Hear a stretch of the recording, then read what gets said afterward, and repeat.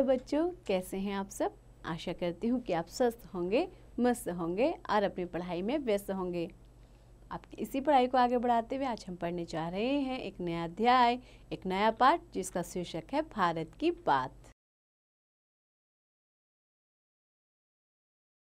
तो बच्चों, एक सुंदर सी कविता है जिसमें भारत के बारे में बताया गया है। तो आइए इस कविता को शुरू करते हैं। आप लोग भी ध्यान से सुनिएगा और मेरे साथ साथ पढ़िएगा।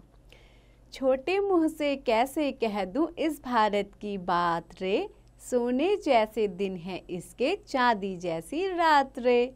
तो बच्चों, कवि क्या कह रहा है कि मैं अपने इस छोटे मुंह से इस भारत की बात को कैसे कह दूं, यानी कि क्या है, भारत की प्रशंसा करने में मेरे जो मुंह है वो भी क्या पड़ जा रहा है, छोटा पड़ जा रहा है, यानी कि मेरे शब्द कम पड़ जा रहे हैं, मेरी वाणी छोटी पड़ जा रही है। सोने जैसे दिन है इसके, चांदी जैसी रात रे। और इसके दिन कैसे हैं, सोने जैसे। जब सूर्य का प्रकाश आता है कैसा होता है, सुनहली किरणें होती हैं तो सोने के रंग का होता है। और जो रात आती है, रात में चंद्रमा और तारे आते हैं तो रात कैसी होती है, चांदी जैसी।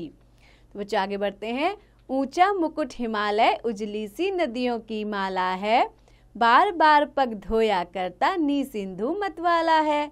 तो बच्चों क्या कह रहा है, इसका जो ऊंचा मुकुट वो क्या है, हिमालय। हिमालय ऐसे शोभायमान है जैसे कि भारत माता का मुकुट हो। और नदियां कैसी हैं, जैसे गले की माला हो। बार बार पग धोया करता, पग यानी कि पैरों को। तो बार बार चरणों को कौन धोता है, नी सिंधु मतवाला है। सिंधु यानी कि समुद्र, किसके लिए कहा गया है, हिंद महासागर के लिए। हिंद महासागर इसके चरणों को जैसे धो रहा है। अनुपम सुंदरता ने दी है सारे जग को मातरे। और मेरे भारत की जो अनुपम सौंदर्य है ना, अनुपम यानी कि अनोखी सुंदरता, उसने संपूर्ण विश्व को क्या दे दी है, मात दे दी है। यानी कि इतना सुंदर और कोई भी देश नहीं है। एक बगीचा देश हमारा, फूल प्यार के खिले यहाँ, अलग अलग है रूप रंग पर, सभी प्रेम से मिले यहाँ। तो क्या कह रहा है कवि, कवि कह रहा है कि एक बगीचा देश हमारा, हमारा देश कैसा है, एक बगीचे जैसा है।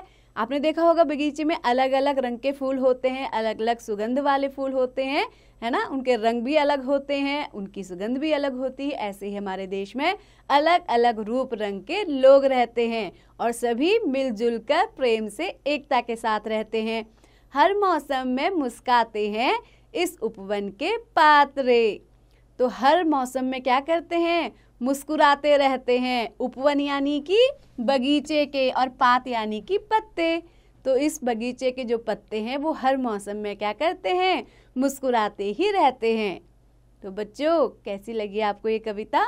आशा करती हूँ आपको बहुत पसंद आई होगी और आप भी भारत माता के बारे में बहुत कुछ आपने जाना होगा, सीखा होगा। और इस कविता को आप लोग बार बार पढ़िए और इसको याद करने की कोशिश कीजिए।